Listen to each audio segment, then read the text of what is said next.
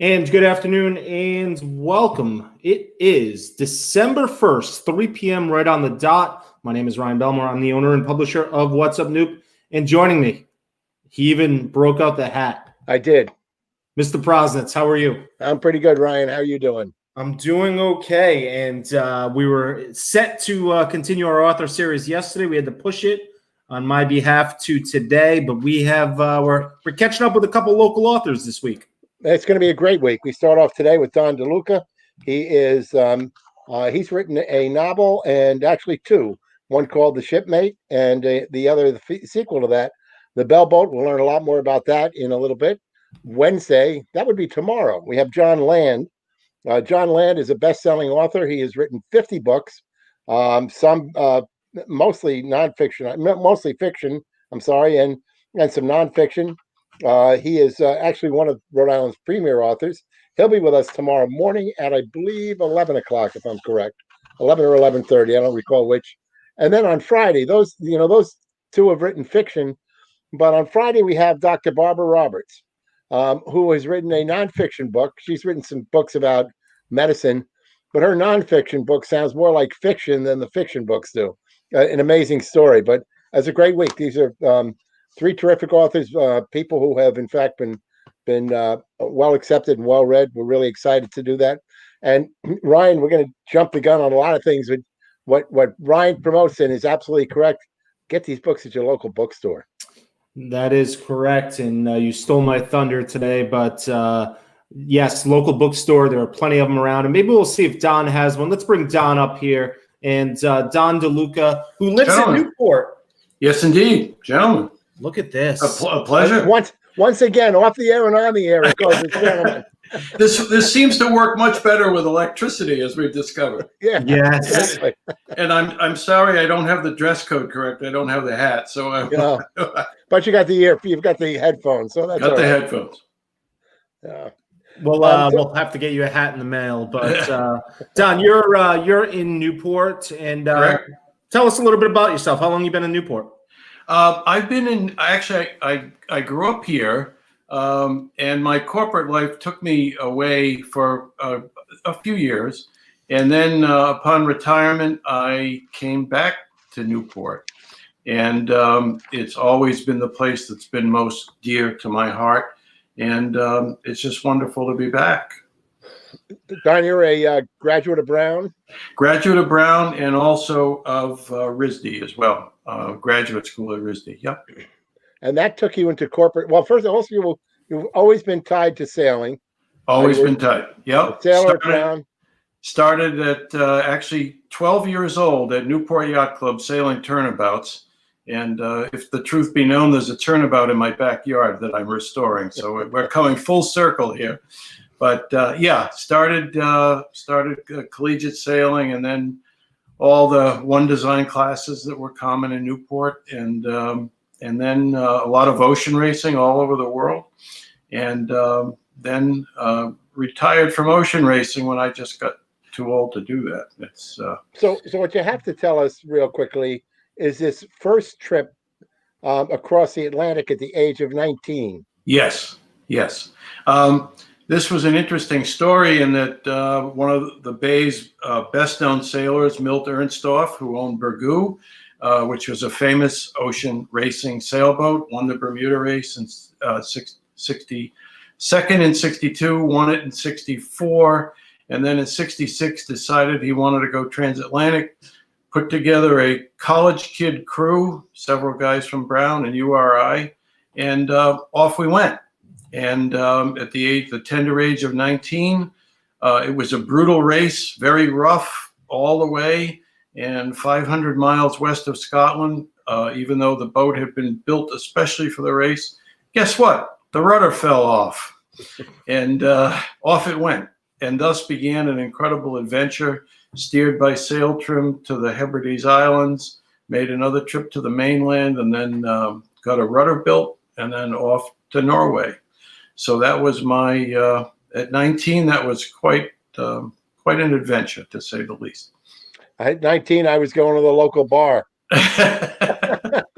Well, if the truth be known, we were no stranger at Leo's on the corner, I have to tell you. maybe before 19, actually. What? Tell us about your corporate life, and tell us about how you got into and how long you've been writing. Corporate life was, for me, was one. It could not have been better. I was for many years head of the development, R&D development and design in boys' toys at Hasbro. Through the great salad years of Hasbro, starting in 1985, and I was there for 11 years. And those were the years when everything we touched turned to gold. Transformers, Tonka trucks, every acquisition we did was absolutely spectacular. And the boys group just did some amazing stuff. There was, I say this honestly, there was never a day in my corporate life that I didn't want to go to work, because I had this staff of absolute lunatics, and myself included, that just did amazing design. And then Hasbro had a big reorganization, and a lot of us were put on the street, including myself. And after that, I became one of the senior guys at Bic, again, head of all their design worldwide for all their products. So I was lucky enough to spend a lot of years traveling all over the world in search of new design, new designers, new concepts. It was a absolutely great life. Enjoyed every minute of it. And then, like all things, we make too much money, then we get downsized. And then my second career was a friend who was looking for a mate on one of the ferries, and long story short, wound up working on a lot of high-speed ferries, first as mate, then captain. And that brought me spending a lot of time in Newport as well, on the Ocean State and so on. So it's been a great run. It's been wonderful. Did you write during all of that time? No, I didn't write. I started writing after the fact. Several years ago was when I first took pen to paper at that time and started writing. Yeah. What motivated you? It was a matter of pride. Some of my friends had written books and had been successful at it, and I thought that I had enough good stories in me to begin to set some of that to paper and see that if people would enjoy some of the tales and some of the adventure. And that's how I started. Well, Shipmate, let's hear about your first novel. The Shipmate, when we walk around the docks in Newport and we look at all those fancy yachts, and we all smile and we think it's all wonderful. And the reality is that behind all those boats are stories of how they got designed, how they got built, the people that it ruined in the course of people who go to restore old wooden boats or old anything boats. So it's not always fun. There's a lot of really agonizing stuff that goes into bringing a boat into the world, like birthing a kid. And The Shipmate is a story like that. It's a story about a guy who had a kind of a solitary life and gets an inheritance from an uncle, and he starts out in Newport, winds up going to Maine, and because he has a dream, and the dream is about building a big wooden schooner, and he does that. And along the way, he finds a romantic partner, and they begin this adventure together that both have created. And it's a story about the agony of building a big wooden boat. That's what it's really about. And it's a love story. It's how these two come together and find each other, and they're both kind of testy characters. It's not always fun. Now, was this based on any particular incident or anything that you experienced, or is this all fictionalized? Some of it, of course, all the great writers tell you, start with personal stuff that the best. There's some of me in it, but a lot of it is just taken from snippets and personal experience about hanging around boat shops and seeing boats being built, and the whole creative process, really. I was going to say that Sam in the book is a toy designer, so I knew it had to have some kind of. Oh yeah, that. Yeah, yeah. And interestingly, Sam abandons that career in the book. He was a toy designer and a successful one. But he abandons that career partially out of his romantic attachment, and he discovers this other life, which is creating boats, and it goes on in the second novel, which actually is not yet published yet. It's in the agony, the throes of being published. But in the second book, which is called The Bell Boat, the agonies continue, but with other boats and other discoveries that they make along the way. Is your hope to make this into a long-term series, or is this a 2 boats and then on to the next story? No, this is, I have found that a lot of people are really sympathetic to the characters, Sam and Sandy. They're very strong characters, and people like them. And I think they're gonna continue. I'm looking forward to, I'm already beginning to do some outlining for book number 3. And it's because of the reaction to Sam and Sandy and this crazy cast of characters that surround them. A lot of them are Mainers with, their main peculiarities, and people like that. They do have a following, yeah. I want to bring the books up on the screen here, and I could do that. Look at that. Oh my, wow. And talk to me. I love the art on the covers. Who did the art, and kind of how did you come up with the art? Did the art come before the book, or was it after? No, the art. It's funny. You'll notice that the colors are not the normal colors. When you go to the magazine rack in the bookstore, you do not see a palette like that. And I was actually inspired. A friend of mine gave me a book on old sports fishing art, and there was an artist in there that had this palette that was really weird, and that's where we picked up. That's where we picked up on the art and on the general theme. And I've gotten a lot of compliments on the art and specifically because of the colors and the fact that it's a little ethereal and so on, and they've really liked it. Don, did you do the covers, or was that? No, it was done by another guy, a local guy, Before you started writing Shipmate, had you been writing short stories at all first, or did you just jump right into the novel? I like a lot of authors. I wrote a lot of short stories, and I used to write them on my phone, and I would sit at night and sit back and go into notes on my phone, and I'd start writing these. At first, they were just paragraphs, and then from paragraphs they went to maybe 5 or 6 paragraphs, and I would send them to friends, and they were just little character studies, and people really liked them. So I just kept doing more of those. I never published any of them. But a lot of them turned out in reality to be characters they were portraits of characters that show up in the books.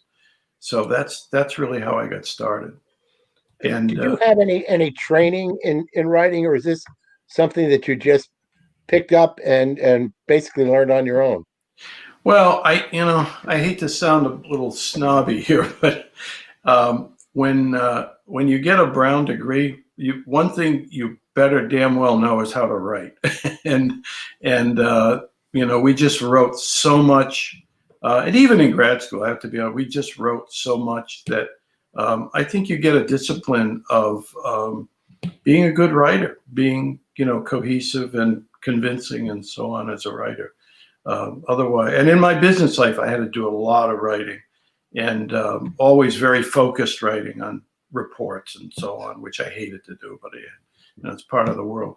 So yeah, you learn how to be convincing and how to do really characters is the idea.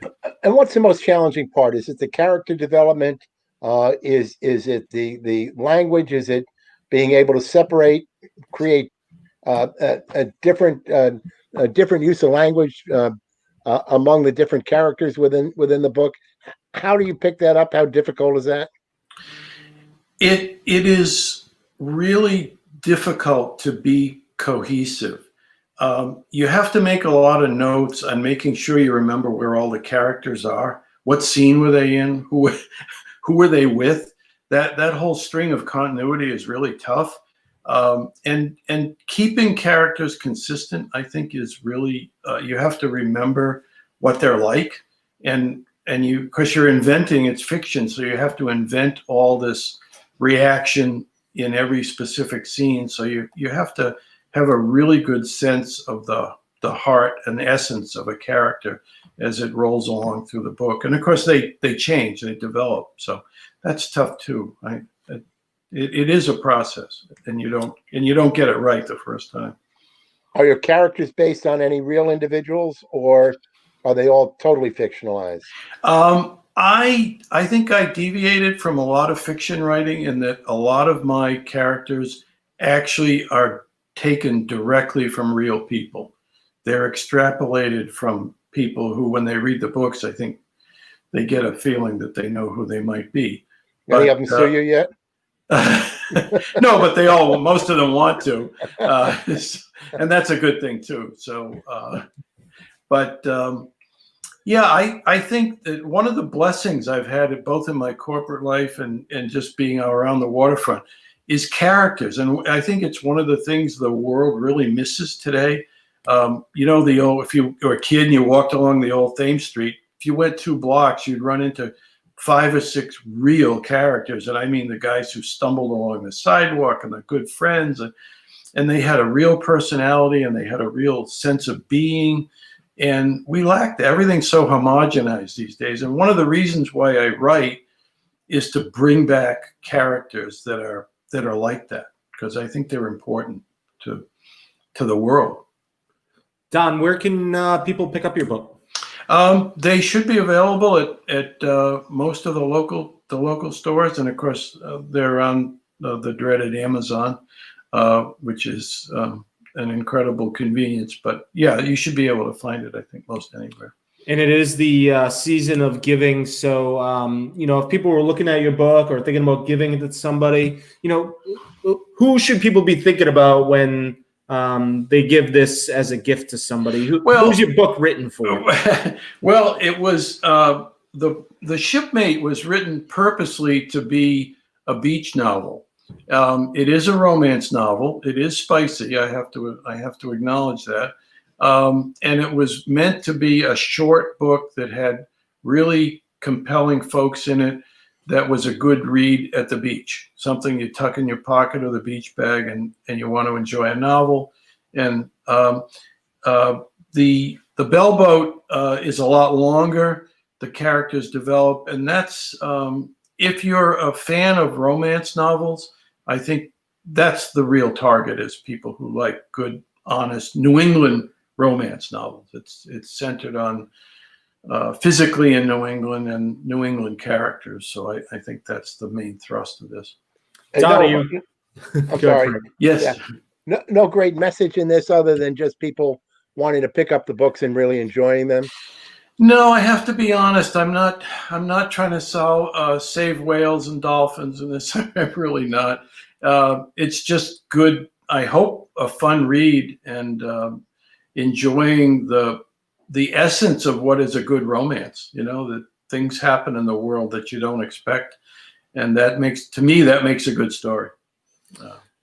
Would those around you classify you as a romantic in real life there, Don?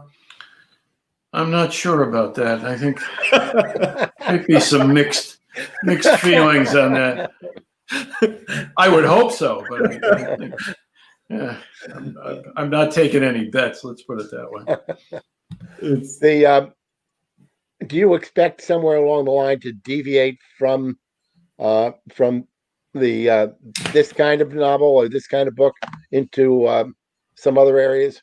Yeah, actually, a lot of my, they say about ocean racing, it's like standing in an ice cold shower, ripping up $1,000 bills. And that's probably not too far from the truth. But I have been thinking about, because of the people involved who are so incredibly hilariously funny and the disasters that occurred along the way, I'm thinking about a book on that transatlantic adventure. I think that might be my next, after another Sam and Sandy. I think we might visit that. So we've been in a particularly gloomy period of everybody's lives with this pandemic, with the stuff that goes on in Washington. How important is it to pick up a book like yours, like Shipmate, and absolutely transform yourself into another different world to give you that kind of a relief from what we deal with every day? Well, I think it's very important. You know, the movie business is undergoing tremendous changes.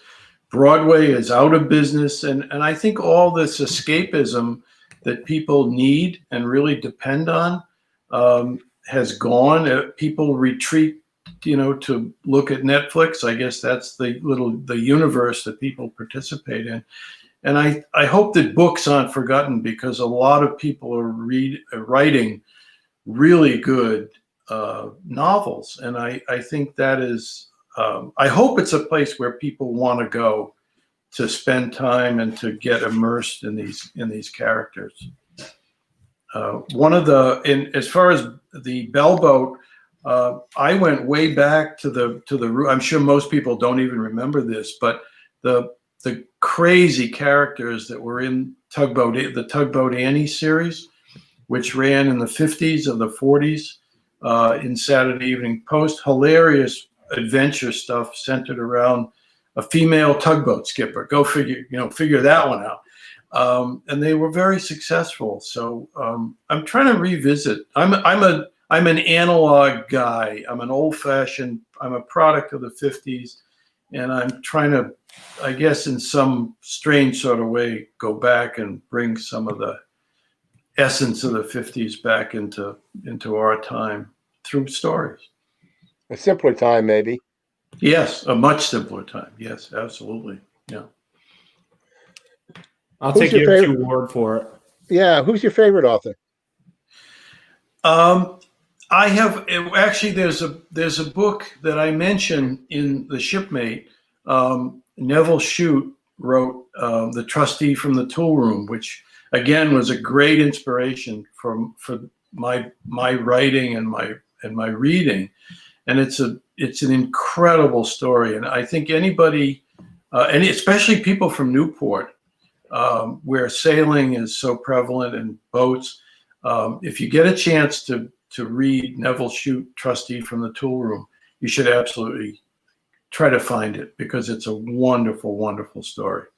Has everything you'd ever want in a novel, and by a phenomenal writer. Neville Shute was just tremendous. Do you have a favorite short story writer? No, I tend not to be a short story sort of guy. No, not really. No one that really stands out.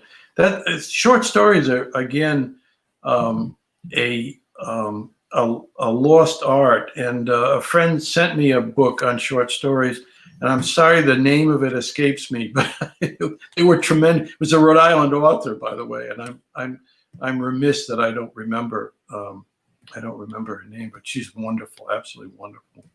And that's the first short story book I've seen in a long time. Yeah, one of my favorite writers in general, but short stories as well as novels, is John Cheever, who was just brilliant. Yeah. John is great. That's great stuff. Yeah. Excellent. So I have your website here, dondeluca.net, and I noticed that people can pre-order the new book there as well. And then, of course, they can go to one of our amazing local bookstores, or looks like they can grab it right from your website. Yes. The website will be up to sell books shortly. I haven't done that because I actually like to encourage people going to the local bookstores, but I am going to be up on that. And I don't have a publication date on the second one yet, where it's in edit right now, and the actual production is pretty quick. So, but that'll be around shortly. Probably just after the first of the year, I think. Excellent. Tell us about it. I mean, you mentioned the local bookstores. What's your fascination with bookstores? What can people find when they go to that local bookstore? Well, one of the great assets of Newport that I truly missed was the armchair sailor. I think anybody who hung around, and if you were interested in boats, that was a place where you could really go to be comfortable. You could sit, you could relax, pull anything off the shelf. And I think that's still the compelling thing about local bookstores, is that typically the owners have a good handle on what local people are writing, and then just have a sense about what are really good books. And specifically, if you're looking for a recommendation for a gift or something like that, I think that's the asset. That's what you don't get on an Amazon, or you don't get elsewhere. You get people who love books, who are really interested in books. Great. Excellent. Ryan? No, I'm good. Do you have anything? Did we miss anything today, Don? No, I think not. I just encourage everybody to read. I think one of the things that I think reading is becoming a lost art. It's sad to say. I mean, I came from a kind of a liberal arts tradition, and I missed that. And I just hope that people read more and become a little more akin to books. They're a wonderful thing. It's funny you say that, Don, because I often will tell my wife that, I wish I had more time to read. And then it's funny because I never say that about television. You just kind of get sucked in when you sit on the couch. And I just got to remember to leave a book there and pick it up and read a little bit more often. You got to there's time to read. You just have to substitute it with something. And a little more scary are the folks to whom you say, I think you should read this, and then they look you square in the eye and they say, I never read anything. And that, no, I've heard, that was an echo from Washington, wasn't it? And I find that a little disappointing, to be honest. I really do. I found that when you read, it sharpens your own skills. You're a better writer when you read. Yeah, absolutely. For sure. You're a better thinker when you read, and you're always expanding your knowledge. I say this quite often, that we can read through history books or see a point in time in history, but often it's through literature, through the novels, through the historical fiction. That I love to read historical fiction, but through all of that, it's where you really learn about the soul of a society, where a writer can put a little bit more emotion, if you will, into a certain point in time. And I think we learn so much through all the arts. Yeah. It's literature, it's dance, it's all of those things. So no, I agree. And I was never a big fan of history, but I picked up along the line a McCullough book, and once I did and started reading his stuff, I was just hooked on the whole. He got me back into the world of history, and now I love it. I read historical everything now. I really do. I enjoy it. Our friend Chip says he's reading 1 to 2 hours per night, novels, current issues, bios. That's great. Etc. And these look like some great books, great interview, well done. So again, you can good for Chip for taking the time to do that. And we often, as you mentioned earlier, Ryan, that trying to find the time, but somebody who says, that's part of my day. Time with a book. Yeah, I if you saw a picture of, quote, my chair, where I sit in the evening, there's just stacks of books on either side, and that's what I enjoy doing.